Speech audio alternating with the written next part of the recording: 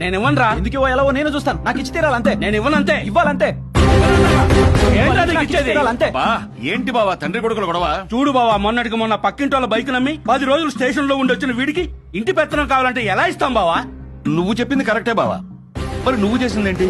నేనేం చేశాను బావా? నీ ఇంటి మీద ఏ జెండా పెట్టావు? అది 10 రోజులు నీ కొడుకు పోలీస్ స్టేషన్ లో ఉండొస్తేనే ఇంటి పెత్తనం ఇవ్వడానికి భయపడుతున్నావే.